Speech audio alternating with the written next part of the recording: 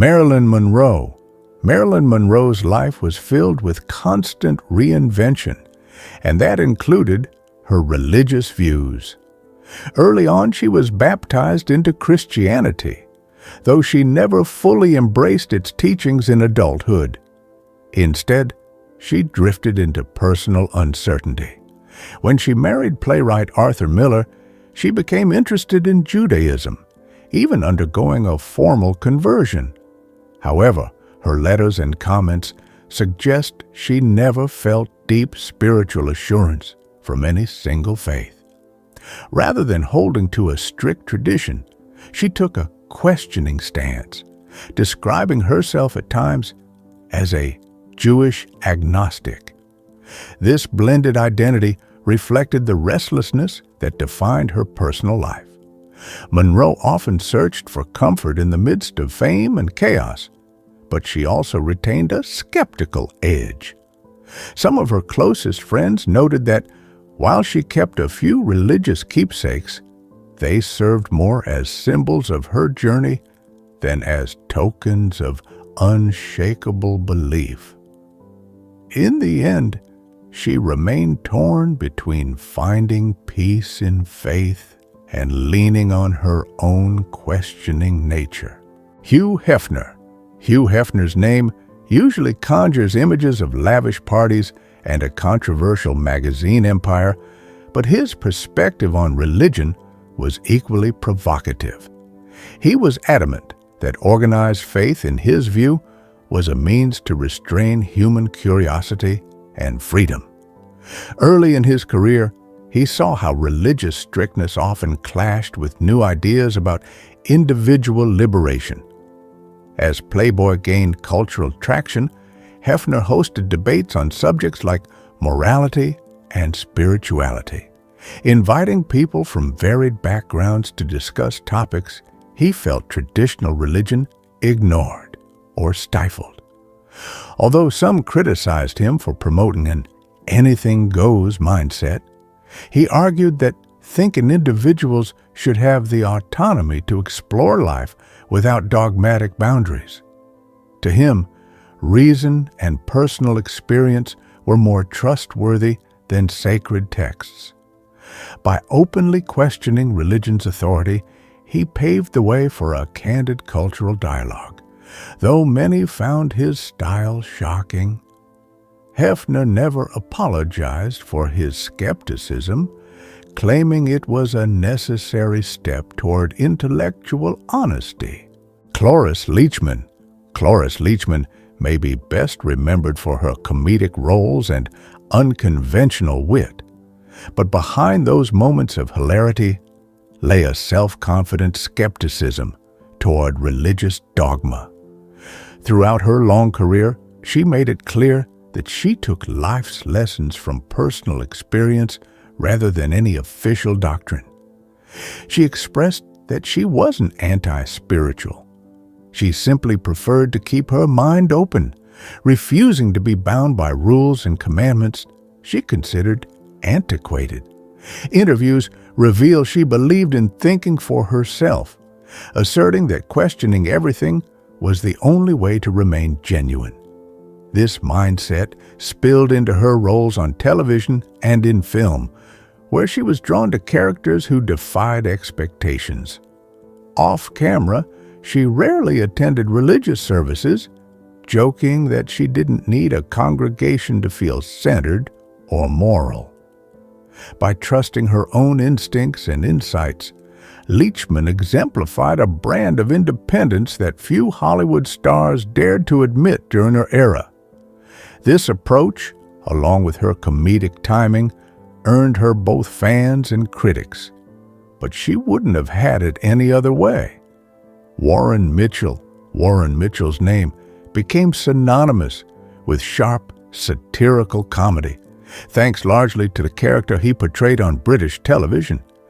Yet beyond that performance lay a man who held pointed views on religion. He saw rigid doctrines as lacking in humor and relevance, arguing that life should be approached with open-ended curiosity. Mitchell often joked that sermons weren't his cup of tea, because he believed answers came more from living than from preachy lectures. This attitude reflected his broader perspective on social and cultural norms. He believed that mindless adherence to long-standing beliefs robbed people of the chance to think critically about their world. His irreverent approach, though controversial, also earned him a loyal fan base who appreciated his blend of humor and candor. Over time, Mitchell's commentary on religious traditions interwove with his critique of outdated societal rules, reinforcing his identity as someone who tested boundaries. Whether on stage or off, he channeled that skepticism into direct, comedic observations that left audiences amused, and sometimes challenged in their views. George C. Scott, known for his commanding screen presence and no-nonsense demeanor, George C. Scott carried that same forthright attitude into his stance on religion. He didn't see the value in following rules just for tradition's sake, instead arguing that a person's moral code ought to stem from fairness and human decency. Raised in a conventional environment, he gradually realized he couldn't reconcile strict religious expectations with his personal convictions. He believed that genuine insight came from what he called paying attention to real life, not from blindly following texts passed down through centuries. Scott's preference for honesty extended to all aspects of his existence. He famously refused an Oscar in 1971, citing philosophical disagreements with award ceremonies. This willingness to buck tradition carried into how he thought people should approach faith, which is to say, with open eyes and a willingness to question. His take on spirituality was rooted in respect for evidence and lived experience, marking him as both a rebel and a champion for critical thinking in an era when open doubt was still frowned upon. Kenneth Tynan. Kenneth Tynan built a reputation as a brilliant critic and playwright, unafraid to challenge the status quo.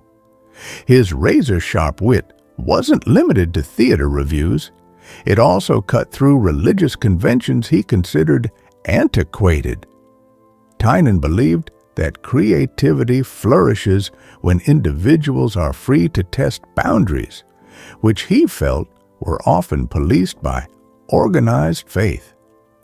Although he admired the cultural heritage tied to religion, things like majestic architecture and centuries of literature, he also called out what he viewed as repressive doctrines. During the televised debates and in his written critiques, Tynan underscored the tension between tradition and innovation, suggesting that clinging too tightly to dogmas hampers true artistic exploration. Critics slammed him for being too provocative, especially when his works touched on taboo topics. Yet Tynan insisted that provoking thought was his job.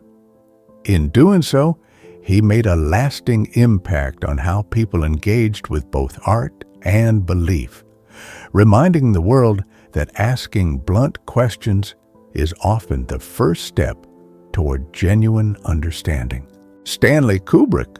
Stanley Kubrick was famously meticulous, sometimes spending years perfecting a single film. This intellectual rigor extended to how he viewed religion. He wasn't one to pronounce grand statements about faith or the lack thereof in public settings, but his movies spoke volumes. In works like 2001: A Space Odyssey, Kubrick raised profound questions about humanity's origins, purpose, and moral compass, rarely hinting at a divine hand. He considered it more meaningful to explore uncertainty rather than accept an all-powerful deity. When asked about spirituality, he would often divert the conversation to themes of human nature and cosmic wonder, suggesting that life's mysteries are best examined through observation and innovation. Kubrick's quiet, private persona left much of his personal worldview open to interpretation. Still, it's clear that he prioritized empirical thinking. He credited human creativity for progress, instead of ascribing achievements to supernatural forces. In this way, he transformed cinema into an arena for grand philosophical inquiry, urging audiences to think beyond established norms and carve their own paths to understanding. Alejandro Jodorowsky might seem like an odd fit on a list of non-believers, given the mystical imagery in his films and his emphasis on spiritual healing practices. Yet, he stands apart because he rejects any formal institutional religion. He doesn't rely on a single deity or abide by the rituals of established faiths. Instead, he fused symbols from numerous traditions, everything from tarot readings to Eastern philosophies, into what he calls psychomagic, a form of personal transformation he believes anyone can explore. Over the years, Jodorowsky has advocated that art itself can be a spiritual tool, unencumbered by the constraints of dogma. His films, such as The Holy Mountain, are often dreamlike, blending surreal visuals with existential questions. While some accuse him of concocting a new type of religious cult, he insists it's the opposite. He encourages people to find their own answers rather than submit to a higher authority. His approach exemplifies an intensely personal quest for meaning, one that avoids mainstream dogmas in favor of artistic, self-directed spirituality. Clint Eastwood's gruff, quietly confident persona matches his straightforward outlook on religion. He has described himself as agnostic, indicating he isn't sure if a higher power exists and doesn't feel compelled to settle on a formal belief system. Instead, he relies on personal judgment, a sense of fairness, and decades of lived experience to guide his moral choices. Eastwood's cinematic storytelling, whether as an actor or a director, often dwells on themes of justice, redemption, and ethical complexity. But rarely do his narratives hinge on divine intervention. He respects that many viewers come from faith backgrounds, yet he doesn't tailor his work to any specific religious audience. Interviews show he's a believer in common-sense solutions over ritualistic practices. His open acceptance of doubt has sparked countless discussions, especially in an industry where many quietly maintain religious affiliations. Eastwood's stance underscores a broader shift in Hollywood, where skepticism is more openly tolerated than it was in earlier decades. He remains a living example of someone willing to say, "I don't know," and accept that as part of the human experience. Paul Taylor revolutionized modern dance, breaking away from the established forms that had long dominated the art. His boundary-pushing spirit also extended to religion. Raised with traditional values, Taylor soon discovered that a rigid belief system didn't harmonize with his drive to experiment. He found dance more enlightening than any sermon, feeling that movement captured truths about human existence in ways dusty old doctrines never could. Instead of looking to a higher power, he relied on the raw power of creativity to convey life's emotional range. Taylor's performances often showcase themes of irony and subversion, hinting that conventional faith might be out of touch with real-world human struggles. Yet, he rarely criticized religion outright. He simply placed more trust in the immediacy of dance and personal expression. Over decades of choreography, he honed a philosophy that championed critical thinking and artistic freedom, values he believed led to more genuine understanding. His legacy in dance remains monumental, forever entwined with the notion that faith in human potential can surpass the need for rigid spiritual codes. Paul Mazursky. Paul Mazursky became known for crafting films that explored the delicate undercurrents of ordinary life, stories of relationships, identity crises, and personal reinvention. This focus on human fragility and everyday humor often sidestepped religious explanations for why people behave as they do. Raised in a culture where religious traditions were common, Mazursky eventually grew to question whether these customs truly explained human nature or just confined it. He believed that the real drama lay in daily interactions, flawed characters, and emotional honesties that transcend dogma. By highlighting the messy realities of existence, he gently challenged the idea that life's mysteries could be answered by ancient texts. In interviews, he indicated he saw more spiritual truth in a well-told story than in any single religious doctrine. Though his critiques were rarely scathing, his films implicitly suggested that authentic connection and empathy should guide moral decisions, not a fear of divine punishment. Mazursky's openness to questioning beliefs gave his work a distinctly modern feel, resonating with viewers who also found themselves drawn more to human complexity than to religious strictness. Mike Nichols. Mike Nichols was a master at dissecting human relationships on stage and screen, bringing us stories that were both comedic and unsettling. Raised in a faith-inclined environment, he gradually stepped away from structured doctrines, arguing that the true magic of life emerges from the rawness of genuine emotion and interaction. Nichols became a proponent of using humor as a mirror to reflect everyday truths, rather than looking for cosmic answers in religious texts. His work, ranging from the comedic to the dramatic, often showcased characters grappling with moral dilemmas outside of any traditional spiritual guidance. He thought people should confront life's complexities head-on, relying on empathy and reflection over ritual. This open-minded approach not only shaped his creations, but also influenced how he collaborated with other artists.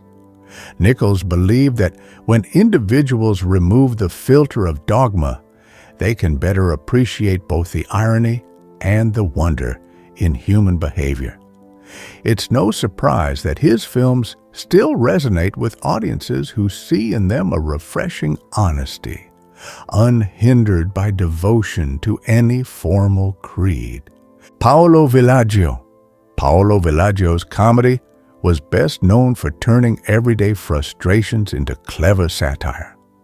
Italian audiences loved how he poked fun at entrenched customs, and religion was no exception. Though he came from a Catholic background, like many Italians of his generation, Villaggio soon found that strict observances didn't speak to him. He turned to humor, pointing out the absurdities of ritual and how it can become more theatrical than spiritual.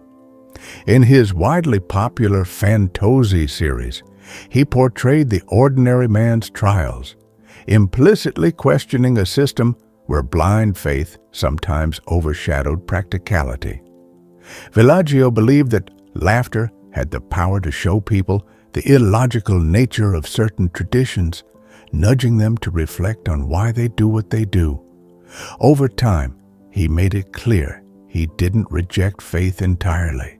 He merely distrusted institutions that insisted on unwavering compliance.